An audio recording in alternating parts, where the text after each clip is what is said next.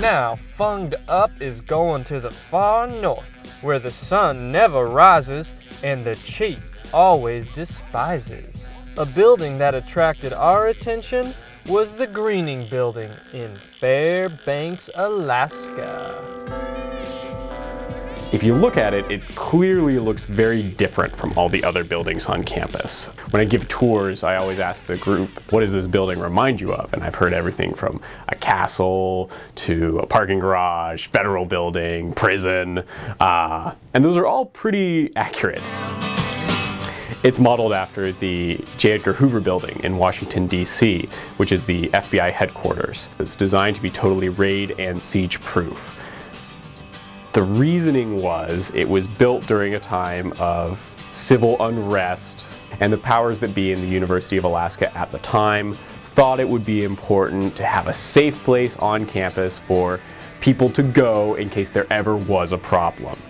The other thing that makes it very silly is that is who it's named after. It's named after Ernest Gruening, who was a former territorial governor and one of the first senators for the state of Alaska when we became a state.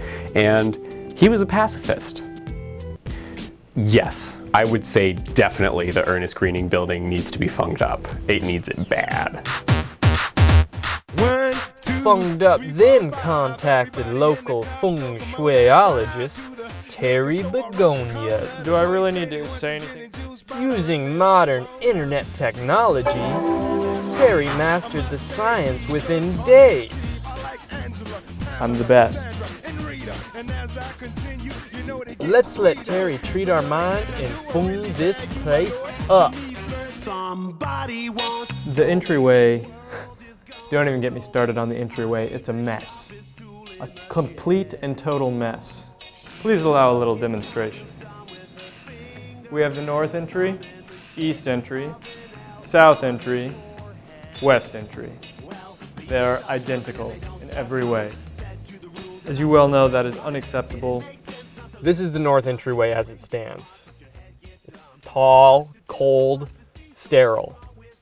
So, I propose a giant dome should immediately be constructed that gives students the entryway that they deserve, the entryway into their future. But also it allows a place for positive chi to pool. And then another way that more positive chi could be attracted is if a red front door is added. Now, if you thought the entryway was a mess, the classrooms are even worse. I don't know what the architect had in mind, but it certainly seems like he or she was trying to bury students under the weight of, I don't know what, a future, a failure. We have a whiteboard, we have a white wall. White wall. Oh, red fire alarm, that's good. And yeah, it's all white. But unlike the entryway, the fix is really quite simple. We need to add some color to this baby. However, we shouldn't totally block out the white.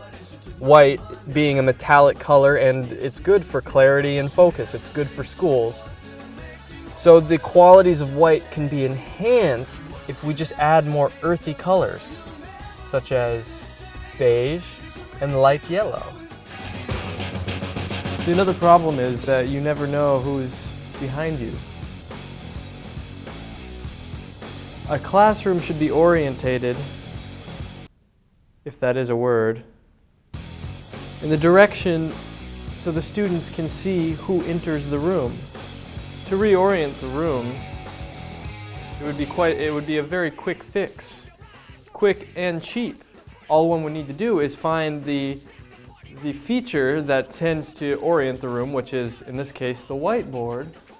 Move that whiteboard just to the wall that has the door on it. Quick, simple, could go right there. Ding! There's the door! Fabulous. Soon, Terry talked about the most important change possible.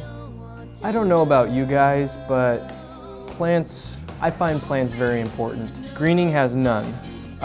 There is one exception, the 8th floor. has plants, and it's actually a fantastic example of what needs to be done throughout the rest of the building. Plants can be given names. They can be given, all plants have personalities. They all look a certain way, and their names can reflect that. Samantha, Timothy, Aunt Fernie, Tony, the talking, it just makes the plant feel respect and it's living. And Gruening needs that extra life force in here. With those suggestions, Gruening was funged.